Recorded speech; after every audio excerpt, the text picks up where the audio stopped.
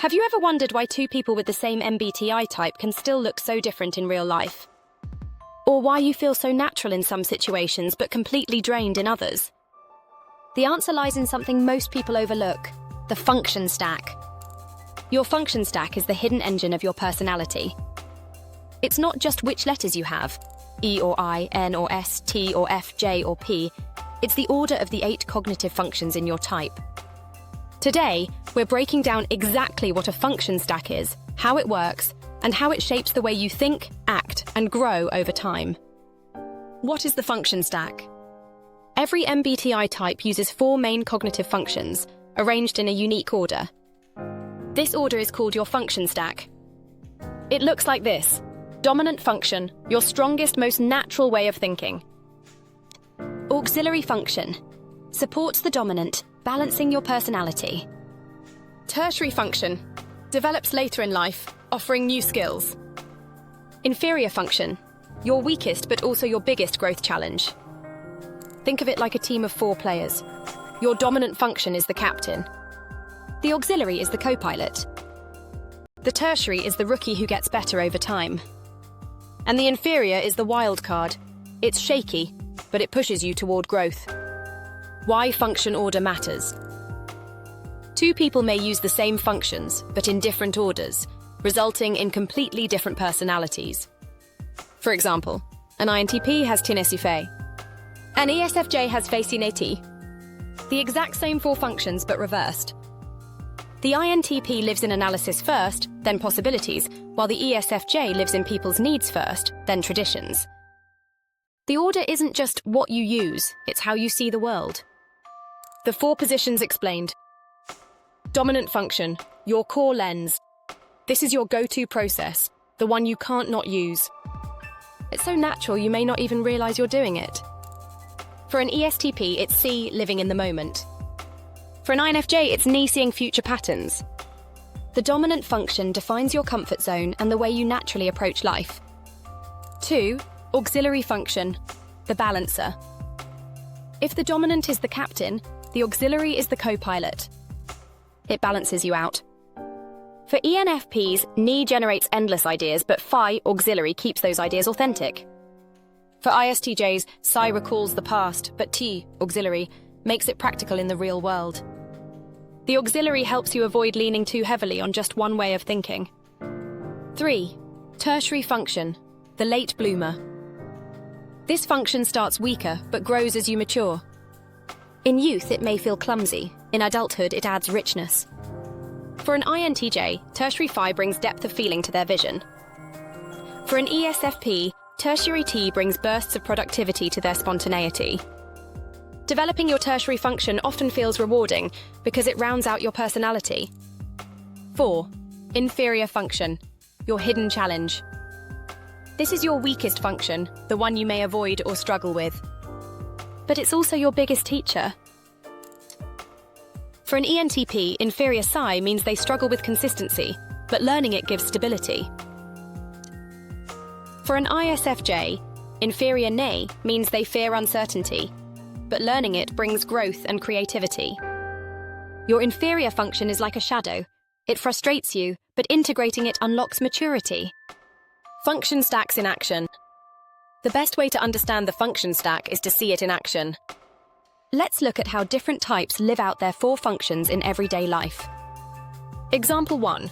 The INTP, the analyst TI, dominant.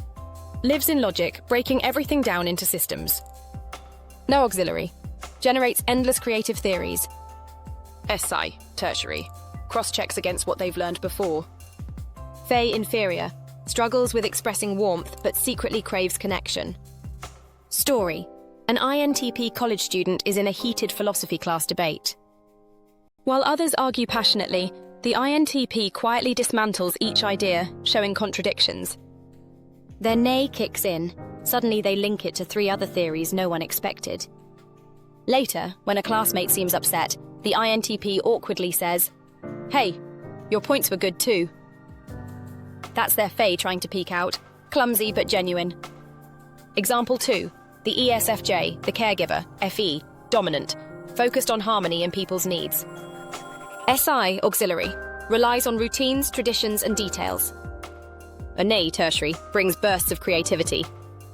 Tai, inferior, struggles with detached logic but respects it in others. Story. At a family dinner, the ESFJ is bustling around making sure everyone has their favorite dish. They remember Uncle Joe likes sweet tea and that their cousin hates onions. Later, someone cracks an awkward joke. Silence falls. The ESFJ immediately smooths it over with a warm laugh and a new story. That's their Fei and Sai working together, keeping everyone comfortable through tradition and warmth. Example 3. The ENFP, the spark, Nei, dominant, bursting with possibilities and connections. Phi, auxiliary, keeps them true to their personal values. The tertiary, organizes when inspired. Si, inferior, struggles with routine, but finds stability in it over time. Story. An ENFP teacher walks into class and throws out the lesson plan. Instead, they start a spontaneous group project. Students light up as ideas bounce around the room. Later, when the principal asks why they did it, the ENFP explains, because the kids weren't engaged and learning has to feel alive. That's Phi driving Nei. Later that night, they stay up building a structured project plan, a rare burst of Te. Example 4. The ISTJ, the inspector Psi, dominant, anchored in past knowledge and tradition. T, auxiliary, organizes facts into practical systems. Phi, tertiary, adds quiet personal loyalty. Nei, inferior, struggles with uncertainty but occasionally brings creative insight. Story. At work, an ISTJ accountant double-checks financial reports. They remember how a similar mistake years ago caused major issues, so they carefully prevent it this time. When the boss suggests a risky new strategy, the ISTJ hesitates. Let's test it carefully before we commit. Later, when a co-worker needs help, their FI shows quietly. They stay late to assist even if no one notices. Example 5.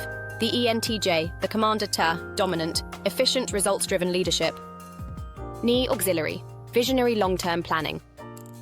Si, tertiary, seizes opportunities in the moment. Phi, inferior, struggles with emotions but grows by learning empathy. Story. In a business pitch meeting, the ENTJ takes charge, laying out a precise plan with data and deadlines. When someone challenges them, they calmly reply, I've already factored that into the 10-year projection. That's Ni supporting Te. Mid-presentation, they adapt to a surprise question on the spot, Si in action. Later, they privately reflect on whether their decisions align with their values, Phi whispering in the background. Example 6. The INFJ, the visionary, Ni, dominant, sees hidden patterns and future outcomes. Fa, auxiliary, communicates with warmth and harmony.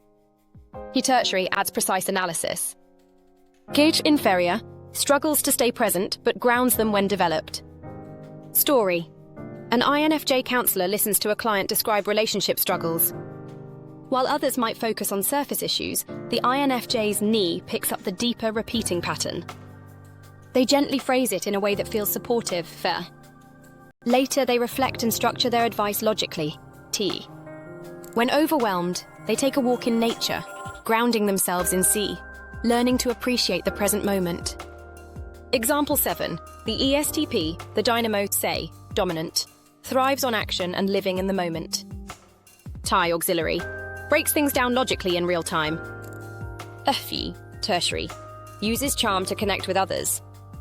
Ni, inferior, struggles with long-term planning but grows when they trust it. Story. At a sports game, the ESTP sees the opening before anyone else and seizes it.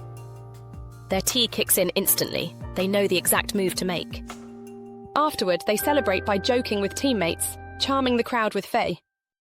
But later that night, they wonder quietly, where is all this leading long-term?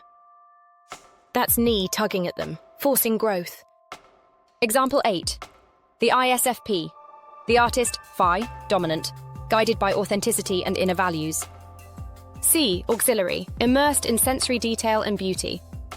Ni, tertiary, adds occasional flashes of deeper vision. Te, inferior, struggles with external structure, but learns it with time. Story: an ISFP musician sits by the window strumming a guitar. Every chord expresses how they feel inside. Phi.